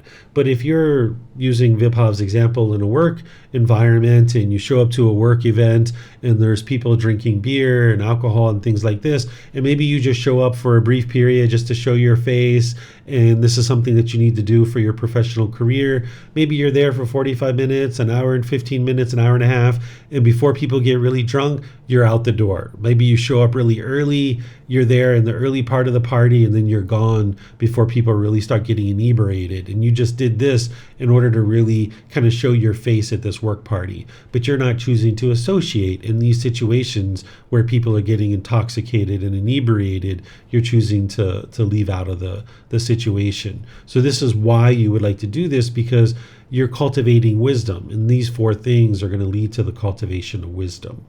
So let me know if you guys have questions here. This is chapter 49, the benefit of these four things. Okay, I don't see any questions anywhere. So let's go to chapter 50. This is once again one that we can just look at this one. We don't necessarily need to read it. So this first part, the Buddha is talking about this individual who's a trainee and who is an actual trainee. So here is where you can see that the method that the Buddha used when someone first becomes a brand new student, because that's what a trainee is, a brand new student, is he shares the Four Noble Truths. And you can see this in other places of his teachings, that's the first place to start, is the Four Noble Truths. And then once you've had the Four Noble Truths understood, then that's where he moves on to other teachings. And you can see in other parts of his teachings where he moves into moral conduct next. And that's the very next thing that he teaches after the Four Noble Truths, is the moral conduct. And then he's talking about these faculties, these 5 spiritual faculties, which are things you probably know about, but you haven't necessarily thought about them in terms of spiritual faculties. And what a spiritual faculty is something that's going to help you to develop wisdom and cultivation of the mind, and ultimately get to the final goal of enlightenment itself. That you're going to need to develop confidence in the Buddha, the teachings, in the community. You're going to need to develop energy, which is a willingness to do something, enthusiasm, motivation. You can't be complacent and just be like, well, I'm not going to get to that, or I'm not going to do that, or I'm not going to do this, and just be dull and lethargic. You need to have the willingness to do something, vigor, vitality. Then there's the faculty of mindfulness, which you need to cultivate this awareness of the mind. You need to have the concentration or the focus, the clarity, the practice of singleness of mind. And then you need to develop your wisdom. So these are the 5 spiritual faculties that are going to actually lead to continuous growth on the path to enlightenment. Is confidence in the Buddha, the teachings, the community, having willingness to do something, because you're going to need to pick up that book, you're going to need to come to class, you're going to need to choose to meditate, you're going to need to have that enthusiasm and that vigor. You're going to need to have this mindfulness or awareness of mind, so that you can be aware of what's going through the mind and take action when there's unwholesome qualities there, and then also to support and encourage the wholesome qualities. You're going to need to have focus and concentration, the singleness of mind, and you're going to need to cultivate wisdom, where you understand what is wise and unwise. And this is 5 qualities that's going to help you to be able to be propelled towards enlightenment. And this is what the Buddha is saying that is needed in order to really be considered a trainee, is these types of things. So let me know if you guys have questions on this one. This is chapter 50. Okay, I'm not seeing any questions there. So let's continue on. Let's see what we've got here. Virtue lower than the stream enter that does not lead to bad destinations. Let me see how long. Let's read this one. Okay, is there someone who would like to read this one? Okay, the first one there was Yihang, and then we'll go to Keely after that. Thank you. Virtue lower than the stream enter that does not lead to bad destinations. One who does not go to bad destinations. First discourse. Here, Mahanama, some person does not possess confirmed confidence in the Buddha, the teachings, and the community. He is not of joyous wisdom, nor of swift wisdom, and he has not attained liberation. However, he has these 5 things: the faculty of confidence, the faculty of energy, the faculty of mindfulness, the faculty of concentration, the faculty of wisdom. And the teachings proclaimed by the Tathagata are understood by him after being pondered to a sufficient degree with wisdom. This person too, Mahanama, is one who does not go to hell, the animal realm or the realm of afflicted spirits, to the plane of misery, the bad destinations, the netherworld. One who does not go to bad destinations. Second discourse. Here, Mahanama, some person does not possess confirmed confidence in the Buddha, the teachings, and the community. He is not one of joyous wisdom nor of swift wisdom, and he has not attained liberation. However, he has these 5 things: the faculty of confidence, the faculty of energy, the faculty of mindfulness, the faculty of concentration, the faculty of wisdom, and he has sufficient confidence in the Tathagata, sufficient devotion to him. This person too, Mahanama, is one who does not go to hell, the animal realm, or the realm of afflicted spirits, to the plane of misery, the bad destinations, the netherworld. Thank you. Okay, thank you, Yihang. So if you've been taught in other traditions that there's kind of like one way to do something, like in order to get to heaven, you have to do this thing and everybody has to do this particular thing. It's kind of like there's one door to heaven, right? And that would be permanence, right? So what the Buddha is teaching you is that by getting to the first stage of enlightenment, you're no longer going to be reborn into the lower realms ever, ever, ever. But there's individuals who aren't yet in the first stage of enlightenment, but they're also not going to be reborn down into the lower realms in their next life, right? And these are 2 examples of those types of individuals. So it's not like there's one door for these kinds of things, because that would be permanence. So the Buddha is giving you examples of other situations where people aren't being reborn into the lower realms. And one of the things that you can do with a discourse like this, because whether you're reborn in any particular realm or not is in the future. You don't have to necessarily pay close attention to that. Just focus on getting to enlightenment. But instead, what you can do here is you can look at the qualities that the Buddha is talking about here and then cultivate that. So here he's saying that a person does not possess confirmed confidence in the Buddha, the teachings, the community, a joyous wisdom, nor of swift wisdom, and he has not attained liberation. So the mind's not enlightened, right? So this person doesn't have confidence yet, but they have the faculty, meaning they have been working on this. It's something that their mind has the capability to work towards, that they're developing these things, but they're still in process of being developed. So in this particular situation, you can see how important these 5 spiritual faculties are, because it's going to help your mind to be able to get to the first stage of enlightenment and beyond. But for some reason, if you fall short of that, it's also going to help you to not be reborn into the lower realms. And then the Buddha essentially is saying something similar down here in the second discourse.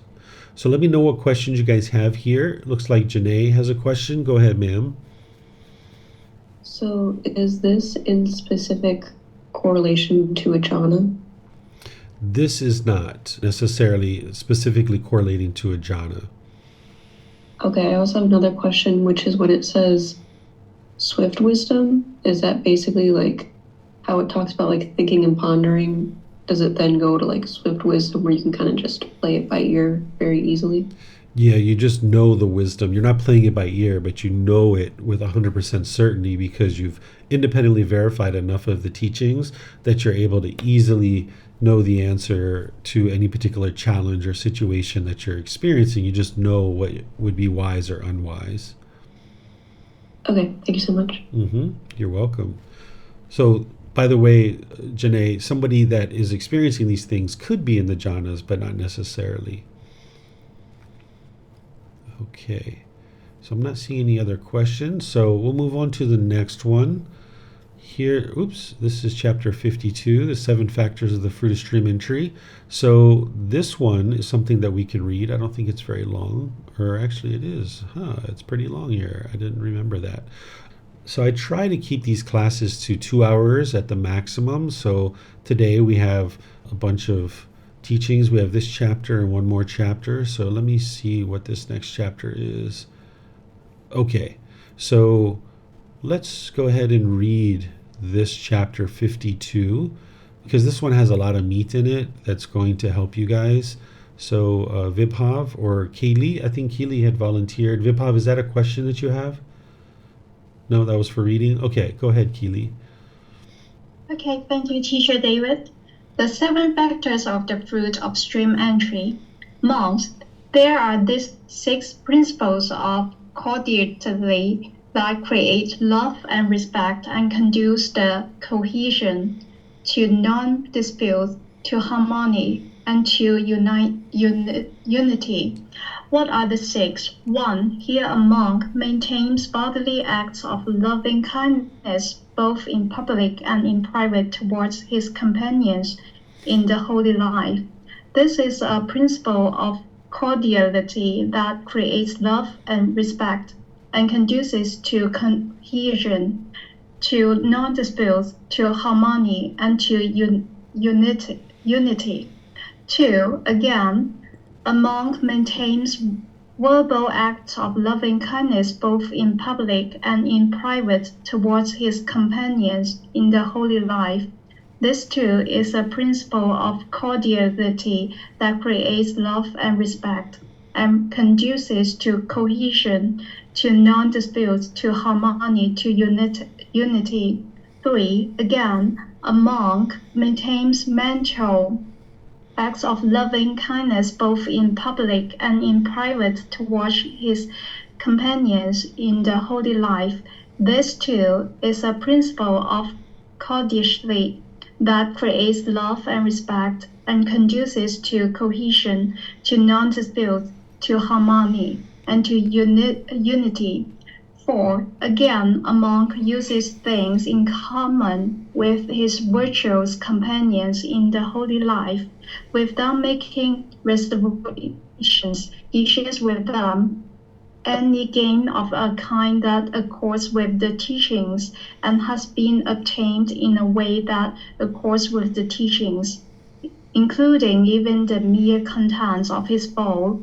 This too is a principle of a cordiality that creates love and respect and conduces to cohesion, to non-dispute, to harmony, to unity.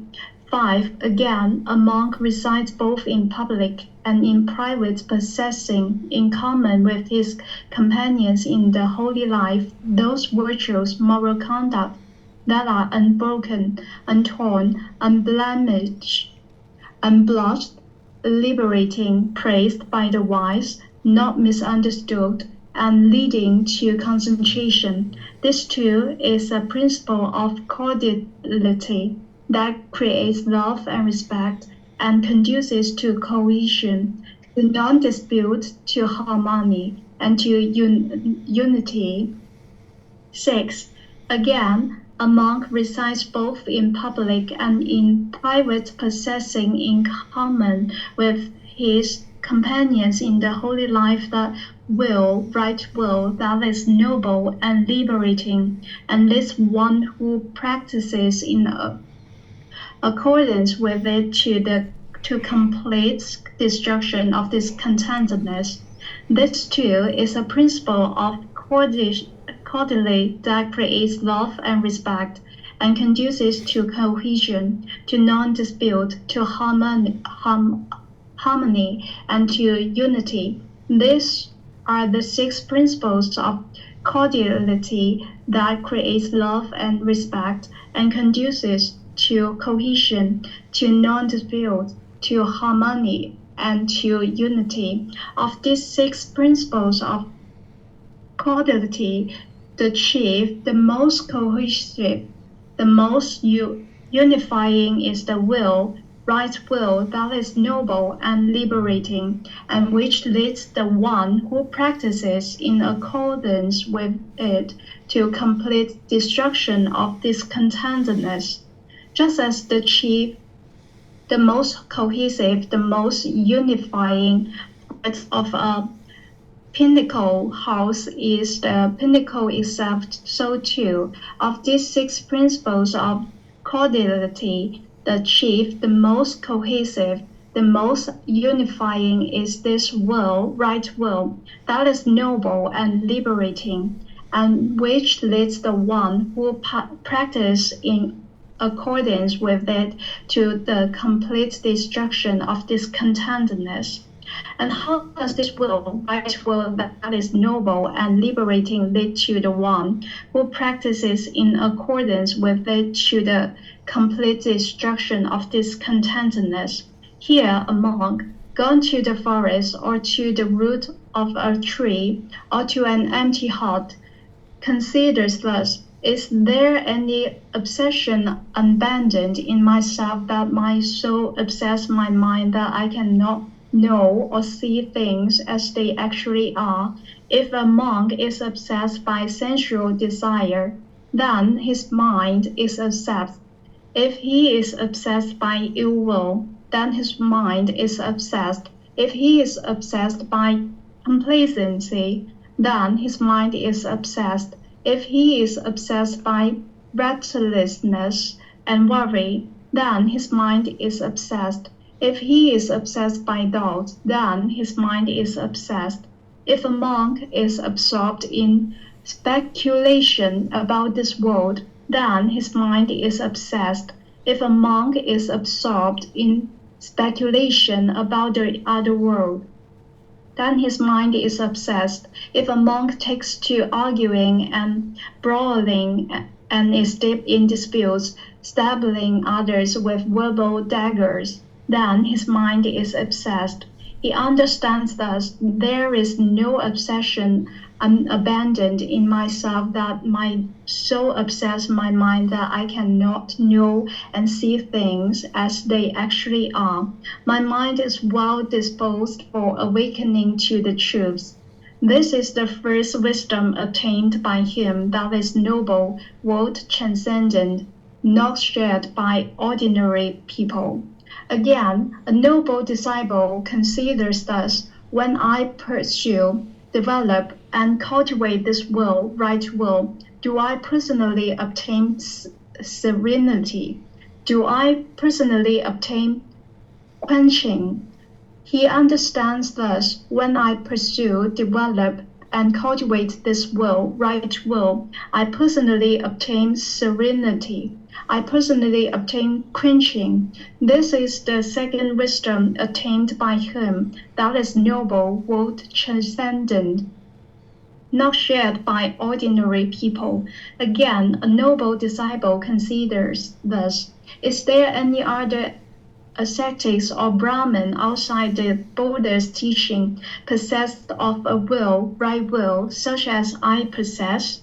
He understands thus, there is no other ascetic or Brahmin outside the Buddha's teachings possessed a will, right will, such as I possess.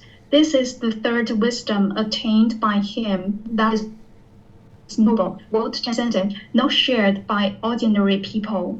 Again, a noble disciple considers thus, do I possess the character of a person who possesses right will? What is the character of a person who possesses right will. This is the character of a person who possesses right will, although he may commit some kind of mistake for which a means or rehabilitation has been laid down, still he at once confesses, reveals and discloses to it the teacher or to the wise companions in the holy life, and having done that, he enters upon restraint from the future. Just as a young, tender infant lying prone at once drawing back when he puts his hand or foot on the live coal, so too, this is the character of a person who possesses right will. He understands thus, I possesses the character of a person who possesses right will. This is the full wisdom attained by him that is noble, worth transcending, not shared by ordinary people. Again, a noble disciple considers thus, do I possess the character of a person who possesses right will? What is the character of a person who possesses right will? This is the character of a person who possesses right will. Although he may be active in various matters for his companions in his holy life, yet he has a determined regard for training in the higher virtuous behavior, moral conduct, the training in the higher mind, mental discipline, and the training in the higher wisdom, just as a cow with a new calf, while she grazes, watches her calf, so too that is the character of a person who possesses right will. He understands thus, I possess the character of a person who possesses right will. This is the fifth wisdom attained by him that is noble, world transcending, not shared by ordinary people. Again, a noble disciple considers thus, do I possess the strength of a person who possesses right will? What is the strength of a person who possesses right will? This is the strength of a person who possesses right will. When the teachings and this discipline proclaimed by the Tathagata is being taught, he heeds it, gives it attention, engages it with all his mind, hears the teachings as with enthuses the ears. He understands thus, I possess the strength of a person who possesses right will. This is the sixth wisdom attained by him that is noble, world transcending, not shared by ordinary people. Again, a noble disciple considers thus, do I possess the strength of a person who possesses right will? What is the strength of a person who possesses right will? This is the strength of a person who possesses right will. When the teachings and discipline proclaimed by the Tathagata is being taught, he gains inspiration in the meaning, gains inspiration in the teaching, gains joyfulness connected with the teachings. He understands thus, I possess the strength of a person who possesses right will. This is the seventh wisdom attained by him that is noble, world transcending, not shared by ordinary people. When a noble disciple is thus possessed of seven factors, he has well sought the character of realization of the fruit of stream entry. When a noble disciple is thus possessed of seven factors, he possesses the fruit of stream entry. That's all. Thank you. All right. Thank you, Keely. So this is a great chapter to check in on your right view, to determine whether or not you're established right view or not. And the Buddha talks about these six things first, about how to lead to the fruit of stream entry.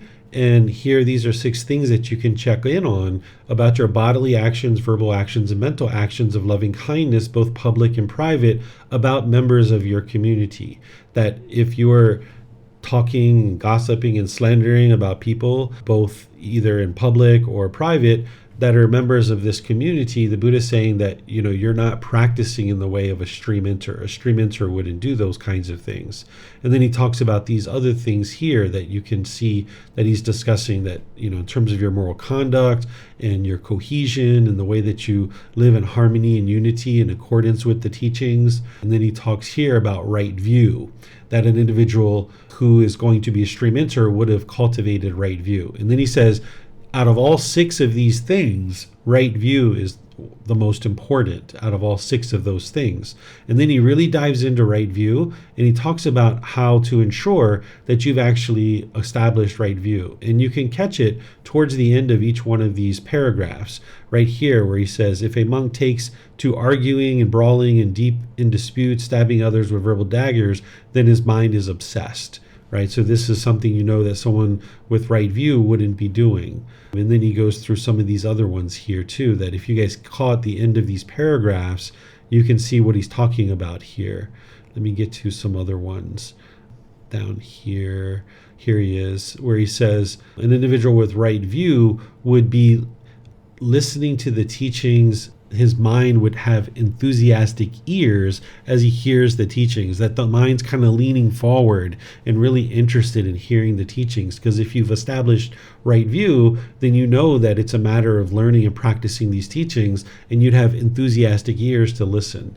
So then the Buddha goes down here and he talks about that you gain meaning and inspiration. You have this joyfulness whenever you hear the teachings and you're interested in learning the teachings. You have this joyfulness and this inspiration as you're hearing the teachings. So you can go through a discourse like this and really take it apart, where some of these things that he repeats over and over and over again, you can kind of, just know what he's saying there, and then set that aside, and then really focus in on the qualities that he's talking about here. Then you can check in with yourself and see if that's what you're practicing and that's what you're experiencing. And don't just overlook this and just try to get to the conclusion that I'm practicing right view and I have established right view. But no, you need to deeply look at this and really check in on this objectively, not subjectively, but objectively look at this and determine whether or not you're actually practicing these. Because the danger would be that you just kind of gloss over these things and that you don't really pay attention to it, and you actually haven't established right view. You're kind of putting together this practice like a house of cards, and then at some point in the future it all falls apart on you. You would like to build this really strong foundation and not just gloss over things. I've seen that happen to many people, where they just kind of put things together and they don't really look at it thoroughly, and they don't really build a really good foundation, and even 2 or 3 years down the road their practice falls apart on them. So you would like to really pay attention to these kinds of things and really dig into the details of this discourse. So let me know if you guys have questions on this chapter. Thank you, Keely, for reading it. It's quite a long one. I know, just imagine the Buddha actually speaking this from memory, right? And imagine the noble disciples, the ordained practitioners after his death to actually remember this and write it down. It's quite amazing that they have that ability, right? Okay, let me know if you guys have questions. Looks like Mayuli has a question here. She says, go back to the previous chapter, teacher. For example, if I was to die today, even though I have not reached any stage of enlightenment, I will most likely not be reborn in hell, correct? If you have cultivated those qualities that the Buddha was talking about, then the answer would be yes. So that's something that you would need to look at to see if you have those faculties that he's talking about, or you've cultivated those qualities that he's talking about. Okay, I'm not seeing any other questions anywhere. So now this last one, let's look at this one. I think it might be similar to what we've done before. Let me just check in on this one. Encourage, settle, and establish in the 4 factors of stream entry. Okay, so what I'll do here is I'll explain to you what the Buddha is talking about.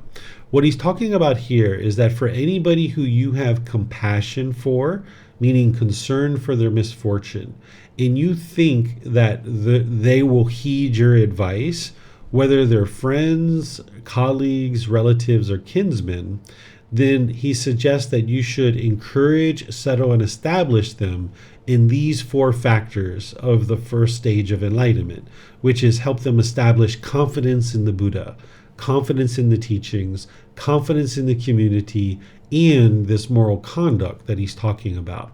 right? So if you have people in your life like that, he's saying that you should make an effort to establish them in these kinds of things. So I'll give you some examples of this.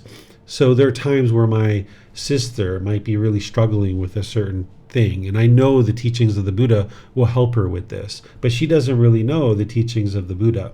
So she might be explaining a certain thing to me, and I'll say, the Buddha is so wise, he actually has a teaching on this that could really help you, right?